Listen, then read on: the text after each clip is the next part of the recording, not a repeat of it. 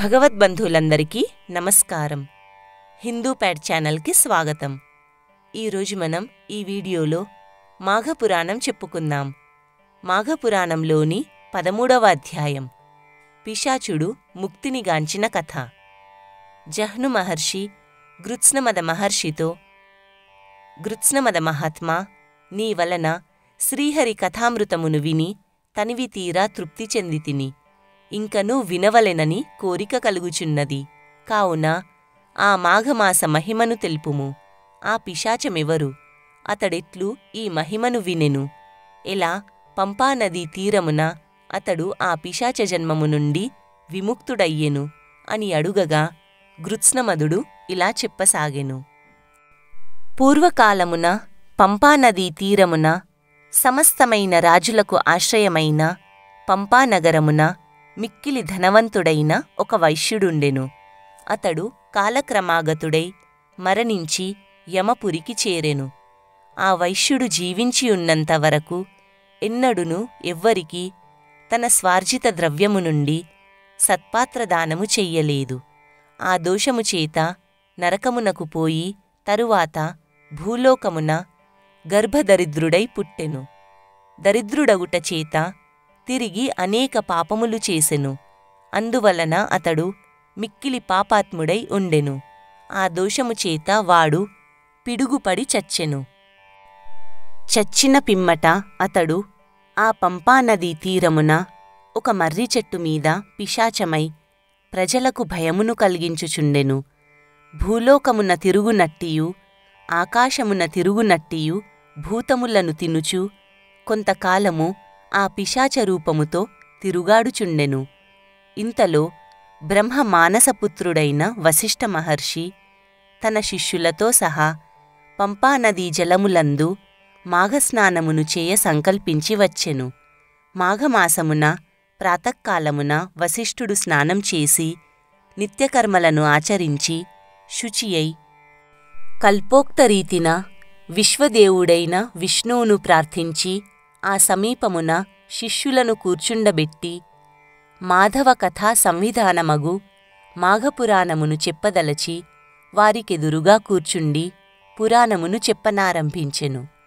ఏ నరుడైతే ఈ మాఘమాసమున సూర్యుడు మకర రాశియందుండగా సూర్యుడు ఉదయించుచుండగా ప్రాతకాలమున స్నానము చెయ్యునో అతని పాపములన్నీయు సూర్యోదయమున చీకట్లంతరించినట్లు నాశనమగును. పూర్వసంచితములు ఇప్పుడు సంక్రమించినవి కూడా నశించును.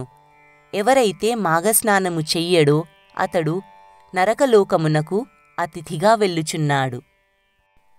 యజ్ఞయాగాది సమస్త కర్మలను విడిచిపెట్టినను మాఘస్నానము చేసిన మాత్రముననే మాధవలోకమును చేరును.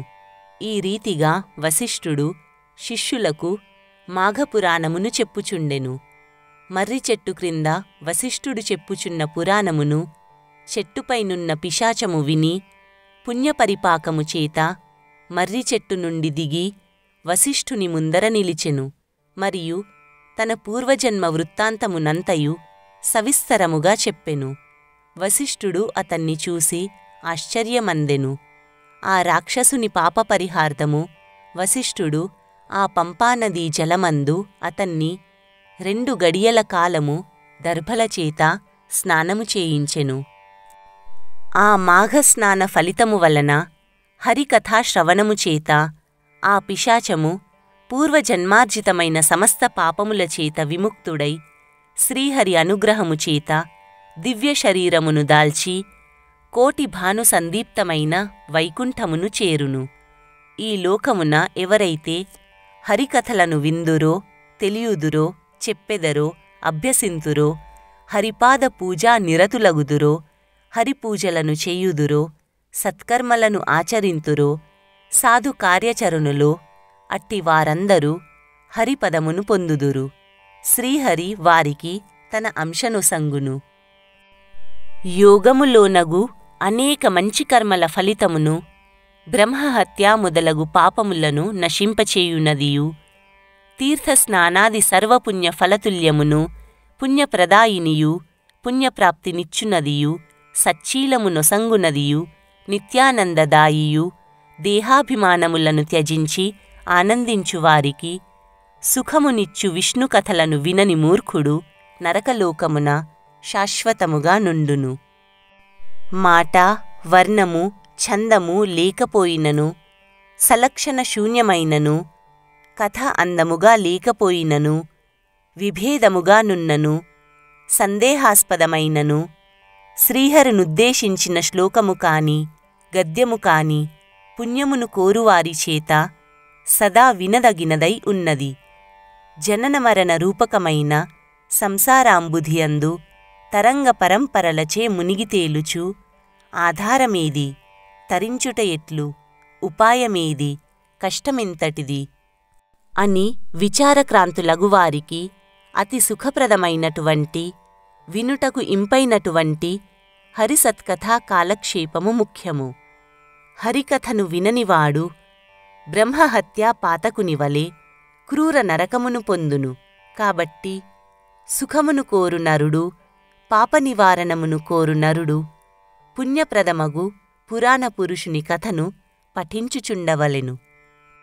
శ్రీహరి కథలను తిరస్కరించువాడు ఆ కథలందు సుముఖత లేనివాడు అగు నరుని ముఖమును చూడకూడదు. అట్లు చూచుట సంభవిస్తే వెంటనే సూర్యుని ముఖము చూడవలెను.